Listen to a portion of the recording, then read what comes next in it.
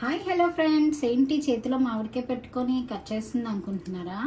ఎందుకో తెలియదండి, ఇంట్లో మామిడికాయ కనిపించింది, చూడగానే మామిడికాయ పులిహోర తినాలనిపించింది. సో ఈరోజు అయితే మన ఛానల్లోని మనం చేసుకోబోతున్నాం మామిడికాయ పులిహోర. దానికోసం అయితే మామిడికాయని వాష్ చేసుకొని ఇలా మొత్తంగా తొక్కని పీల్ చేసుకోవాలి, అంటే తొక్క తీసి పడేయాలి.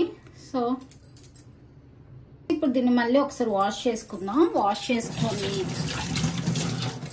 మీ దగ్గర తురుము ఉంటాయి కదా, సో అందులోని దీన్ని అయితే తురిమేసుకుందాం. నా దగ్గర అయితే తురుముకోవడానికి ఇది ఉంది. సో ఇప్పుడు నేనైతే ఇందులో మామిడికాయని తురిమేసుకుంటాను. తురుముకున్నప్పుడు కొంచెం జాగ్రత్త.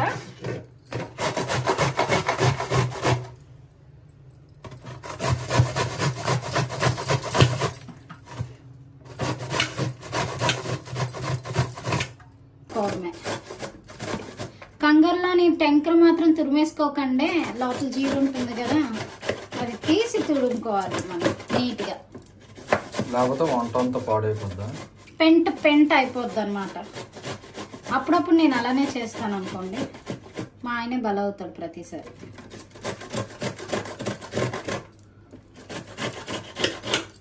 సో నీట్గా టెంకర్ని వేస్ట్ చేసేసి ఇలా నీట్గా పక్కన పెట్టుకుందాం.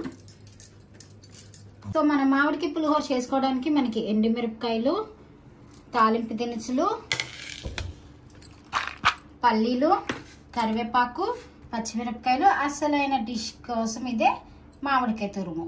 సో ఇప్పుడైతే మనం వంటని స్టార్ట్ చేసేద్దాం. తాలింపుకి మనం ఇందులో ఆయిల్ వేసుకుందాం. ఒక 2-3 టేబుల్ స్పూన్స్. సో మనకు ఆయిల్ కొంచెం హీట్ ఎక్కాలి. నాకైతే అప్పుడే హీట్ ఎక్కిపోయింది అనిపిస్తుంది. సో నేను అందులోని పోపు దినుసులు వేసేస్తున్నాను.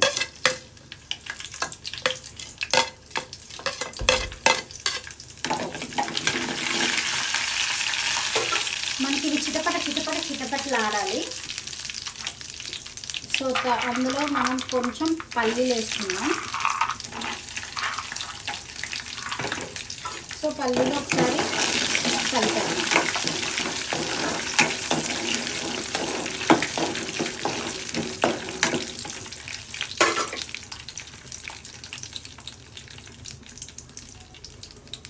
పల్లీలు ఫ్రై అయిపోయి కదా, ఇప్పుడు ఎండుమిరపకాయలు వేసుకుందాం.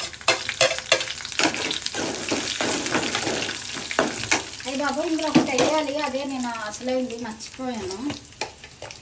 ఆయిల్లో తాలింపు పెట్టినప్పుడే మనం పసుపు కూడా యాడ్ చేసుకోవాలి. అప్పుడు పసుపు పచ్చివాసన పోతుంది కదా, సో ఫ్రై చేసుకోవాలి. సో తర్వాత అందులో కొంచెం కరివేపాకు వేసుకోవాలి.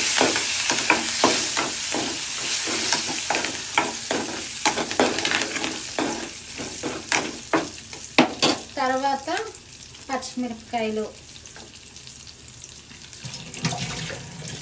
సో పచ్చిమిరపకాయలు కూడా వేసాం కదా, ఒకసారి కలిపేసుకుందాం. మంట సిమ్లో పెట్టుకోండి, ఎందుకంటే లేకపోతే ఇవన్నీ మాడిపోతాయి. మంట కొంచెం సిమ్లో పెట్టుకోండి, లేకపోతే మనకి పోపు అనేది మాడిపోతుంది. స్లోలో పెట్టుకొని మనం ఓపిక్గా చేసుకుంటే పులిహోర కూడా అన్నట్టు వస్తుంది. తర్వాత ఇందులో మనము అసలైంది మామిడికాయ తురుము వేసేసుకున్నాం. మీరు ఎంత ఎక్కువ చేసుకోవాలనుకుంటున్నారో దానికి తగ్గట్టు వేసుకోండి. ఒకసారి కలిపేసుకుందాం.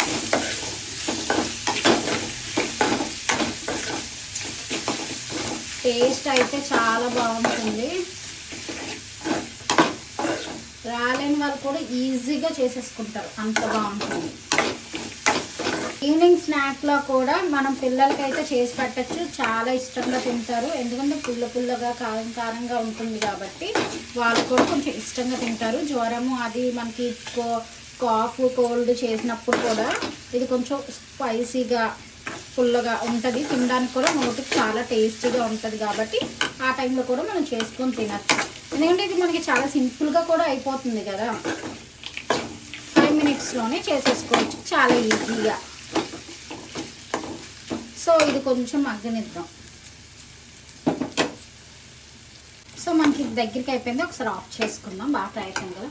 సో నేనైతే ముందుగా రైస్ని ఉడకబెట్టి ఇలాగా వేరేగా పొడి పొడిగా చేసి ఇందులో వేసుకున్నాము. సో ఇప్పుడు మనమైతే ఇందులో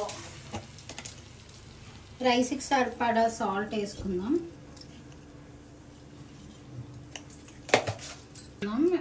మన దగ్గర ఉన్న రెడీ చేసుకున్నాం మామిడికాయ ఫ్రై. ఓకే, సో ఒకసారి కలిపేసుకుందాం.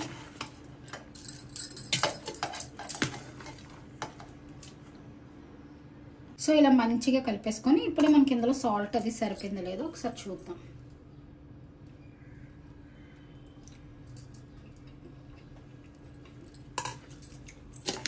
నాకైతే పర్ఫెక్ట్గా సరిపోయింది. టేస్ట్ కూడా చాలా బాగుంది. ఇప్పుడు దీన్ని మనం సర్వింగ్ బౌల్లో సర్వ్ చేసుకుందాం.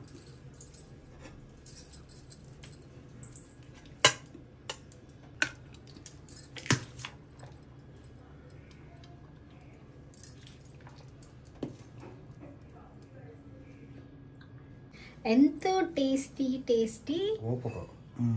చెప్పు ఏమనుకుంటున్నారు? మామిడికాయ పులిహోర రెడీ అయిపోయింది. సో మీకు ఈ రెసిపీ నచ్చినట్లయితే లైక్ చేయండి, షేర్ చేయండి, కామెంట్ చేయండి. Don't forget to subscribe. ఇలాంటి వంటలు ఈ రోజు నుంచి మీకు రోజు మంచి మంచి వంటలు చేసి వీడియో పెడతాం. Bye bye friends. మనం మళ్ళీ నెక్స్ట్ వీడియోలో కలుసుకుందాం. Bye bye.